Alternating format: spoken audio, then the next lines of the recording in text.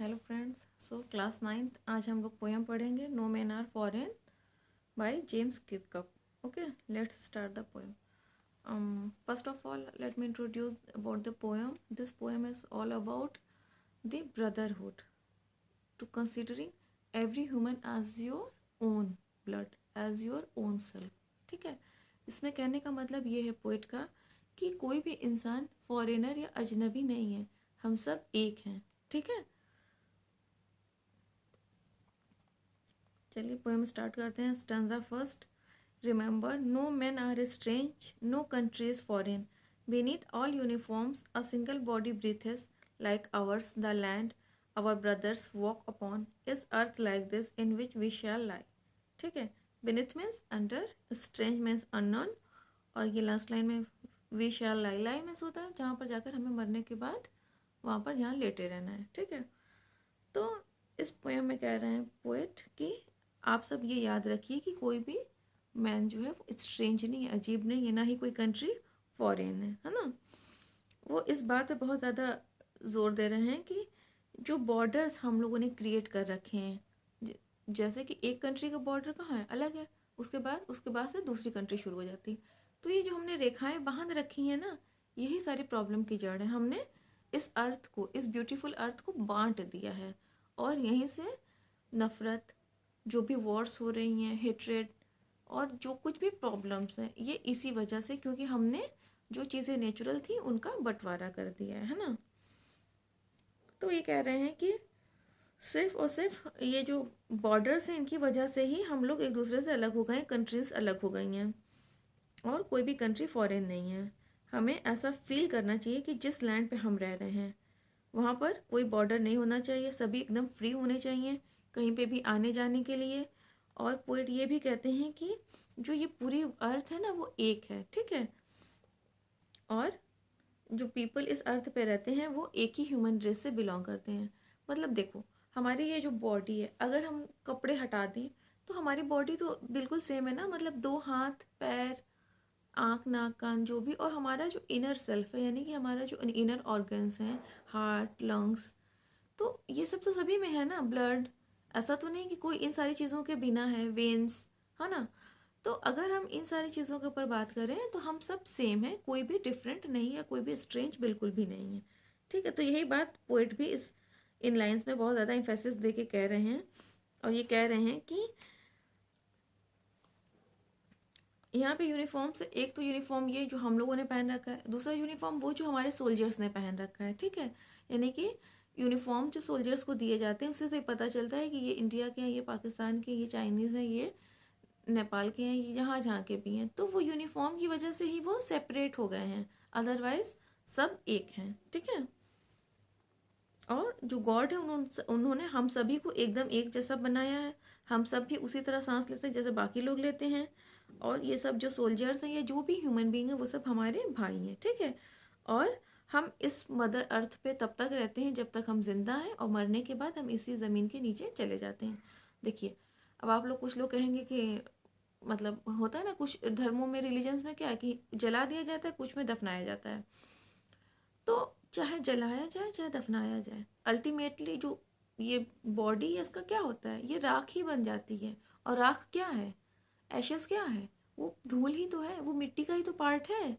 ठीक है, चाहे आप दफनाए जाओ चाहे जलाए जाओ, जलाने के बाद क्या होता है, अस्थियां नदी में बहा दी जाती हैं, तो भी तो कहीं ना कहीं जाके इकट्ठा होकर मिट्टी के रूप में बदल जाती हैं.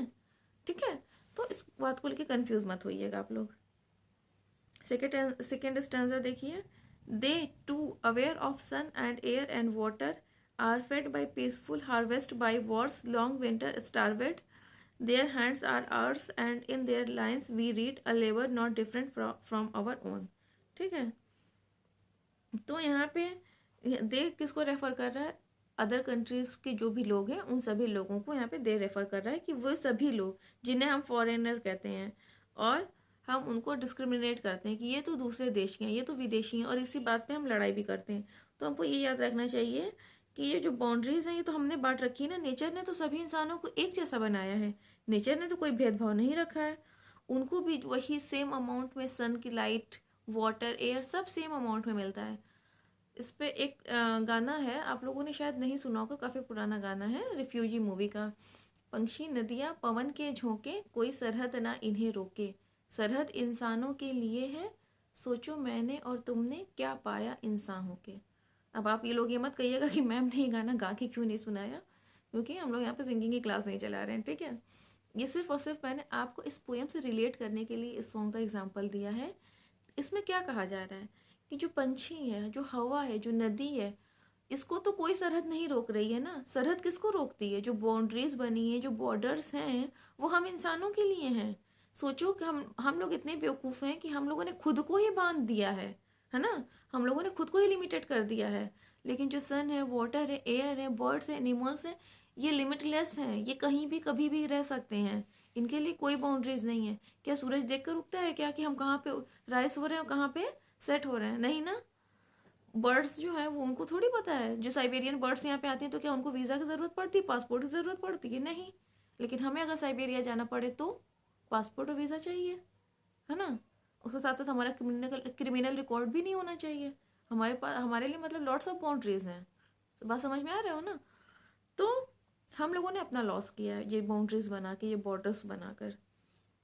तो यहाँ पे यही कह रहे हैं कि वो जो हमारा जो नेचर है वो सभी के लिए सेम है ना। नेचुरल जो जो भी नेचुरल पावर्स हैं, और सभी को सेम अमाउंट में वाटर, एयर और सनलाइट मिलती है। और जो गॉड हैं, जो उन्होंने बिल्कुल भी किसी भी तरह से किसी भी इंसान के बीच में कोई डिस्क्रिमिनेशन नहीं किया है ना। फिर ये कह रहे हैं कि जब पीस का टाइम होता है, शांति होती है, जब वॉर नहीं होती है, तो हम लोग भरपेट खाना खाते हैं, जो भी नेचर ने चीज़ें दी उनको एंजॉय करते हैं। उसके बाद जब वॉर का टाइम होता है या विंटर होता है, तो जो हम लोग उस तरह से खाना नहीं खा सकते हैं, क्योंकि हमें उस समय फूड अवेलेबल नहीं होता है ना। बेसिकली आप जब वॉर की बात देखोगे तो वहाँ पे जो फूड होता है वो बहुत ही लिमिटेड होता है। तो कभी कभी बहुत बहुत बड़ी बड़ी लड़ाइयाँ इसलिए भी हार हार दी गई, मतलब कि इसलिए उसमें हार हो गई लोगों की, क्योंकि उनका जो फूड था वो ख़त्म हो गया था, है ना। तो यही बात यहाँ पे पोइट कह रहे हैं। तो ये कहना चाह रहे हैं कि जो फॉरेनर्स हैं, जो अदर कंट्रीज से बिलोंग करते हैं, वो भी हम ही हैं, वो भी हमारी तरह ही हैं, उनके भी हमारे जैसे ही हाथ हैं, और वो उन हाथों से हार्ड वर्क करते हैं जैसे कि हम करते हैं। और वो ये सारे एग्जांपल्स इसलिए दे रहे हैं कि ताकि हमें पता चल जाए कि जो दूसरी कंट्री के लोग हैं और जो हम लोग हैं, हम लोग सेम है, हम दोनों में कोई भी डिफरेंस बिल्कुल भी नहीं है, ठीक है। Remember, they have eyes like ours that wake or sleep, and strength that can be won by love. In every land is a common life that all can recognize and understand. तो ये कह रहे हैं कि याद रखिए कि उनके पास भी वैसे ही आइज़ हैं जैसे कि हमारे पास हैं, जो जागती और सोती हैं। आंखों का क्या काम है? जागना, सोना या देखना, ठीक है। तो जैसे हमारे पास आइज़ है जिन कामों के लिए, सेम कामों के लिए उनके हैं। ऐसा थोड़ी है कि जो फॉरेनर्स हैं वो आंखों से लिख रहे हैं। नहीं ना। आंखों से क्या कर सकते हैं इंसान? पढ़ सकता है, देख सकता है, सो सकता है, जाग सकता है, ठीक है। और हम जब ये सोचते हैं कि जो अदर कंट्रीज़ के लोग हैं वो हमारे दुश्मन हैं, लेकिन हमें ये समझना चाहिए कि गॉड ने उन्हें भी हमारे जैसा ही बनाया है। उनकी अपीयरेंस भी हमारे जैसी है, और उन्होंने उनको सब कुछ वैसा ही दिया जैसा हमें दिया है। अब देखिए यहाँ पे स्ट्रेंथ की बात है। स्ट्रेंथ यानी कि ताकत, पावर। पावर को कैसे जीता जा सकता है? स्ट्रेंथ से नहीं, लव से, प्यार से। आप जब किसी से प्यार करते हो ना, तो बड़ा से बड़ा पहाड़ भी आपके आगे झुक जाएगा, ठीक है। तो वो कहते हैं कि सभी लैंड जो है, सभी कंट्रीज जो है वो कॉमन है, जो लाइफ है वो सभी के लिए सेम है। और अगर हम उनकी फीलिंग्स को समझ सकते हैं, पहचान सकते हैं, तो वो भी हमारी तरह ही है, वो भी हमारी फीलिंग्स को हमको समझ सकते हैं, हमें पहचान सकते हैं। तो अगर ऐसा हो गया तो हमारे बीच कोई भी फाइट या वॉर्स बिल्कुल भी नहीं होगी। भाई अगर हम एक दूसरे की फीलिंग्स को समझ रहे हैं, एक दूसरे को समझ रहे हैं, तो हमारे बीच फिर वॉर्स की क्या ज़रूरत है ना। Let us remember, whenever we are told to hate our brothers, it is ourselves that we shall dispose, betray, condemn. Remember, we who take arms against each other. ठीक है। तो पोइट इसमें ये कह रहे हैं कि याद रखिए कि जब भी आपसे कोई कहे कि आप किसी इंसान को या किसी अनदर कंट्री को हेट करिए और उसको ऐसा समझिए कि वो हमारा दुश्मन है, तो हम जब भी किसी को अपना दुश्मन समझे, किसी को अपना दुश्मन माने, तो हम खुद से नफरत कर रहे होते हैं, खुद को ही दुश्मन मान रहे हैं। क्यों? क्योंकि वो भी तो सेम ह्यूमन है जैसे कि हम हैं, है ना। और हम खुद को ही धोखा दे रहे होते हैं, अपने आप को ही कंडेम कर रहे होते हैं, अपने आप को ही ब्लेम कर रहे होते हैं, है ना। अगर सभी ह्यूमन बीइंग सेम है, किसी में कोई भेदभाव नहीं है, नेचर ने कोई भेदभाव नहीं किया उनको बनाने में, तो अगर हम इस भेदभाव की वजह से उनसे नफरत कर रहे हैं, उनको डिस्क्रिमिनेट कर रहे हैं, तो कहीं ना कहीं हम अपने आप से यानी कि जो ह्यूमन बीइंग है उससे नफरत कर रहे हैं। अगर हम एक ह्यूमन को नफरत करें, इसका मतलब है कि हम खुद से भी कर रहे हैं। हम भी तो ह्यूमन हैं, ऐसा थोड़ी कि आप एनिमल हो या हम एनिमल हैं। ठीक है, तो ये कह रहे हैं कि जब भी कोई ऐसा वॉर हो, है ना, तो दोनों पार्टीज को बहुत ज़्यादा लॉस का सामना करना पड़ता है। आपको मैंने बताया था ना कि जब वॉर्स होती हैं तो जैसे कि फूड का मैंने बताया कि फूड ख़त्म हो जाते हैं। अच्छा बताइए, खाने के लिए ही नहीं है, इंसान की जो बेसिक नीड है वाटर एंड फूड, है ना, वो अवेलेबल नहीं है, तो इसका क्या मतलब है कि दोनों पार्टीज़ को लॉस हो रहा है। भाई जिसके बीच में लड़ाई हो रही है उनके साथ जितने भी सोल्जर्स लगे हुए हैं, उनकी जो कंट्री मैन है, सभी का लॉस हो रहा है। तो वॉर्स जो होते हैं वो कभी भी बेनिफिशियल नहीं होते हैं। जैसे कि यूक्रेन और रशिया का, है ना, क्या हो रहा है, दोनों कंट्रीज का लॉस हो रहा है ना कहीं उनके जो पावर है, ठीक है, उसका भी लॉस हो रहा है, जो उनकी इकोनॉमी है उसका भी लॉस हो रहा है। ठीक है, तो पोइट यही कहते हैं कि जो ये वॉर्स है ये हमारे फेवर में बिल्कुल भी नहीं, यानी ये हमारे भले के लिए बिल्कुल भी नहीं है। और उसके आगे वो कहते हैं कि जब भी कोई एक दूसरे के खिलाफ हथियार उठाए तो उसको एक चीज़ ज़रूर याद रखनी चाहिए। ठीक है, क्या याद रखनी चाहिए, भी नेक्स्ट स्टैंजा में देखिए। It is the human earth that we defile our health of fire and dust outrage the innocence of air that is everywhere our own remember no man are foreign and no country is strange, है ना।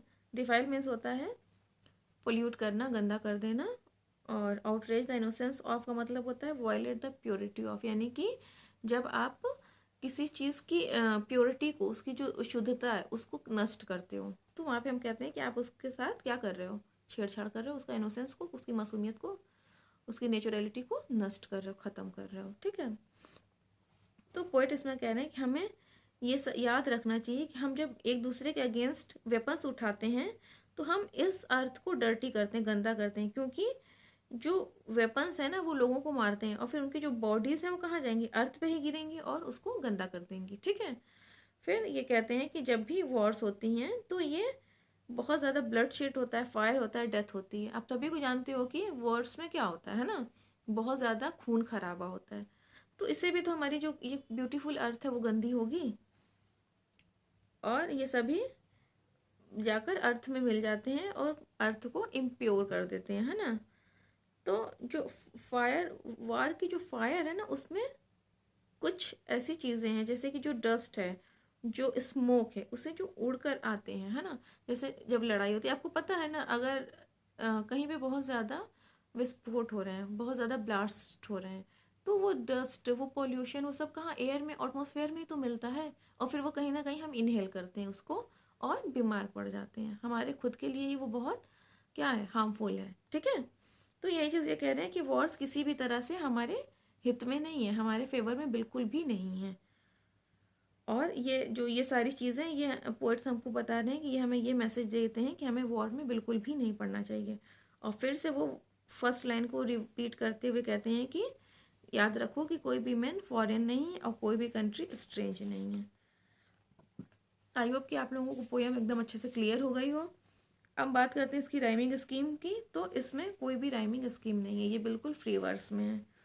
ठीक है, देख लीजिए, इसमें कहीं पे भी कोई भी लाइन आपस में राइम नहीं कर रही। लास्ट अगर स्टैंजा की बात करें तो डिफाइल, इनोसेंट, ओन, स्ट्रेंज, कहाँ राइमिंग है, कहीं भी नहीं है। ठीक है, तो ये फ्री वर्स है, इसको ब्लैंक वर्स भी कहते हैं। ठीक है, अब इसमें देखिए अल्ट्रेशन है, इसमें देखिए रिपीटेशन हुआ है ना कॉन्सोनेंट साउंड्स का, बॉडी ब्रीथेस। अब इसमें बी साइंड का हुआ है स्टैंजा फर्स्ट में देखिए, ठीक है, और सेकंड स्टैंजा में देखिए वॉर्स विंटर, डब्लू साउंड का रिपीटेशन हुआ है। फिर इसमें मेटाफर देखिए फर्स्ट में, जहाँ पे यूनिफॉर्म्स को अलग अलग कंट्रीज़ की मिलिट्री का एग्जांपल दिया गया, मतलब वहाँ पे उनको रेफ़र किया गया है। यूनिफॉर्म से क्या मतलब है, अलग अलग जगह की जो मिलिट्री है। फिर सेकेंड स्टैंजा में देखिए जो वॉर टाइम को किससे कंपेयर किया गया है, विंटर सीजन से। विंटर में क्या होता है, एकदम सा कुछ ठंडा सूखा अजीब सा उदासी भरा होता है ना, तो वैसा ही वॉर के बाद होता है। जब कहीं पे भी वॉर्स होती है ना, उसके बाद जो उसका साइड इफेक्ट होता है ना वो बहुत ही हार्श होता है, अजीब सा। ठीक है, तो इसलिए यहाँ पे उसका कंपैरिजन विंटर से किया गया है। और रिपीटेशन की अगर हम लोग बात करें तो देखिए ये पूरी पोएम में यूज़ हुआ है, रिमेंबर वर्ड ही 5 बार इसमें यूज़ हुआ है। ये देखिए स्टैंजा 5 में फर्स्ट लाइन का ये पूरा रिपीट हो गया है ना, remember no man are strange no country is foreign, है ना, ये पूरा रिपीट हुआ है।